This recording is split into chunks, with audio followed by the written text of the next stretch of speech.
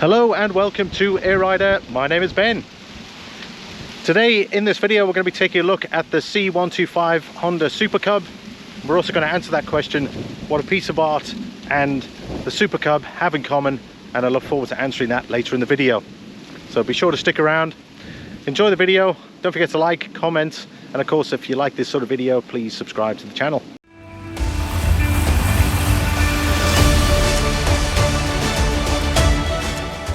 Looking at our first impression of the bike, they've definitely tidied up. I like what they've done. They've covered the front forks very nice. You've got the single disc. It's ABS as well, which I think is great for a particular scooter of this size.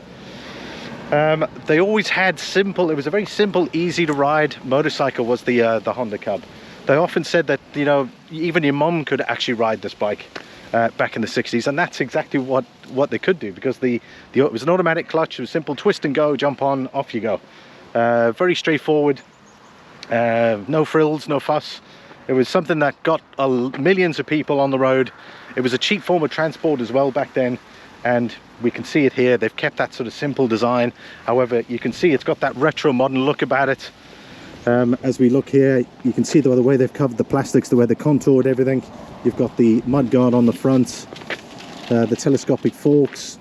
Again, that's your brake lever, the LED indicators, as we can see there. Your two seating positions, obviously one for driver and passenger. You can get that changed if you like. They've got this cover here on the exhaust, very nice. And again, just kind of straightforward. Like, you can't really they can't really overcomplicate these bikes. I mean, they're just really easy, simple to use. That's all you need. I have a question for my viewers out there. Would you consider this design to be revolution or evolution? That is a question I'm not going to answer, but I'll answer later on. So put your comment down below. If you're at this point in the video, you can check the timestamps. Let me know your answer. Is this bike an evolution or revolution in relation to its original? Something to always note from a design perspective is the side fenders here. Something that has been on the original ever since, and something that hasn't changed on the motorcycle. So it's great to see these side fenders sticking out with a proud Super Cub badge on it. And of course you've got the Honda in the middle there with the C125, but that's something, a design change on the Super Cub that will never change, and it's one of those designs that is carried through from the original. The rear guard here on the bike is made out of steel. Normally you'd probably expect that to be made out of plastic, but essentially that particular silhouette has been designed to really bring out from the original. So again, it's one of those designs that hasn't changed on the bike, and again you can see it here in the new C125.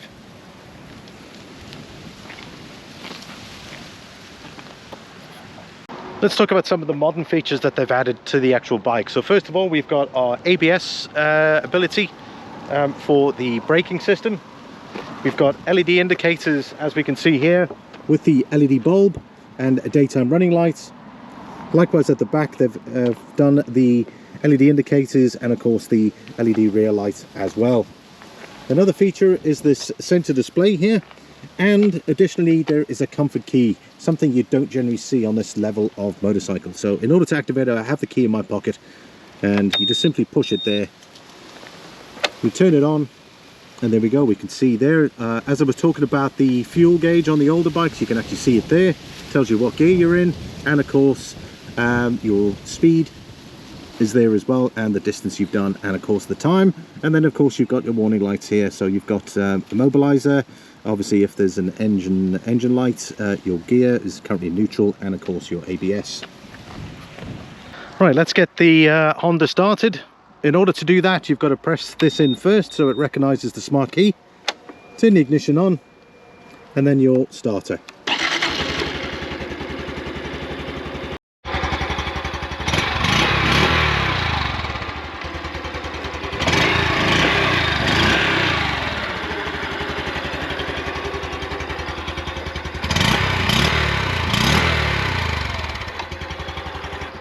What makes the Super Cub so unique and so special in relation to other cheaper motorcycles that you'll find out there? First of all, I suppose Honda quality. Honda's been making motorcycles for a very long time, and all the newer bikes now that we have reviewed, and obviously you're welcome to check those out, the Honda quality just really comes through. And with these particular new bikes now, you can definitely see it in relation to the materials that they use for their bikes. They also are conscious about historical significance, and I suppose with the Super Cub, you know, they've kept the original going through the actual bike. And I suppose there it comes to that question. I hope you put your answer there, answer down below. Is this bike revolution or is it evolution? And in relation to it, it's an evolution motorcycle, because they've kept the original look of the bike going through a series of designs, and they haven't deviated from it.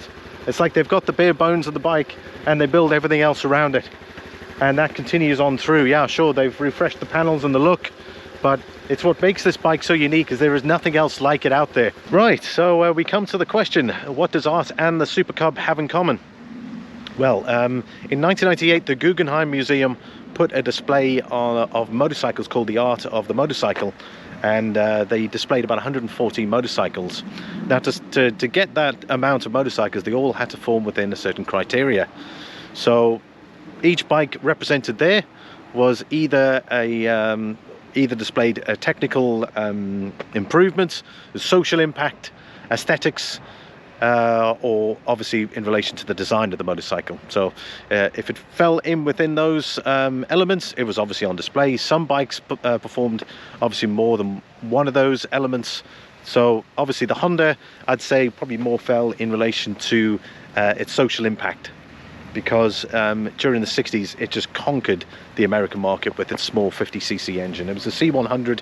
It came up with the slogan, you meet the nicest people on a Honda, and literally that slogan was just rammed through the through America, and the bike just became a sensation and extremely successful in the American market. So much so it even worried the British manufacturers, who were just too late to respond to the way the Japanese manufactured, the processes were put in, how their marketing was also put in place as well. And a lot of people say that sort of spelled doom for the British motorcycle market, was the Japanese motorcycles reverberating through around the world in relation to the way they sold these motorcycles. So yeah, the bikes on display there was 114 of them. We're talking Indians, Harleys, Triumphs, BMWs, the R32 were all displayed there, and this bike, or the Super Cub, the C100, was on display there with all those other iconic bikes.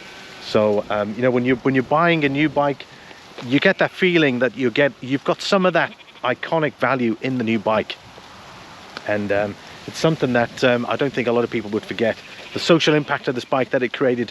You've got charity runs, you've got people that are grouped together in C90s, C100s, C125s that go out in groups to go and take the bikes out. Like the significance of how this bike impacted people. It made traveling cheap. They could afford the little bike. It was easy to work on.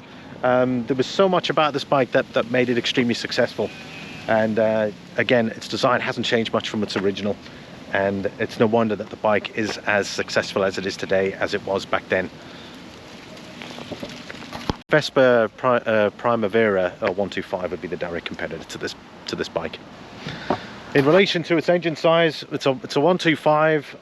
It does, however, have a slightly bigger fuel tank at about 8 litres per 100. Sorry, beg your pardon. It does have a larger fuel tank, which is 8 litres. However, the fuel consumption is not as good as the Honda. Also, both struggle with some storage. However, there is a luggage rack on the back of the Honda underneath the rear seat there. So another thing, and a big thing to consider is when you're buying one of the Honda Super Cubs, is dealer network. The dealer network in Ireland is just fantastic. You will not struggle if you're having an issue with your Honda. There's a motorcycle dealer like literally around the corner, versus Vespa. As far as I'm only aware, there's only one in Dublin. And again, if I look at how many Vespas I've seen on the road, how many Hondas I've seen on the road, it's got to be the Honda. Right, so now we're on to the white elephant of pricing. The Honda Super Cub comes in at €4,800. The Vespa Primavera 125 comes in at 5,500, which is about €700 more, for obviously the Italian scooter. One thing though, I think they're having a bit of a special on at the moment. They've got it reduced to about 5,295, still significantly more expensive than the Honda Super Cub. Is it as iconic? You know, does it have the social history of the Super Cub? I don't think so. And again, the display in the Guggenheim Museum certainly says that. And like I've said to you as well, how much would you pay for a piece of art these days? And considering that the original Super Cub was in the museum on display with 113 other motorcycles for its social impact it made back then. And you know, what is 4,800 euros to own a piece of history? Yes, it may not be the original bike, but it certainly has a lot of history and DNA built into it from its original bike. So for me, it's the evolution from the old to the new, and yet the design is still there. So for your 4,800 euros, I don't think that's a lot of money for something like that. It's been displayed in an art museum. It's got social history. It's got iconic history. It's conquered world markets with its styling. They've sold 26.5 million, probably more now. Back in 1998, those were the sales back then. They had their slogan, you always meet nice people on a Honda. You know, the bikes have always been really super easy to get on and use, functionality wise. Even your mum could ride them. You know, that was it.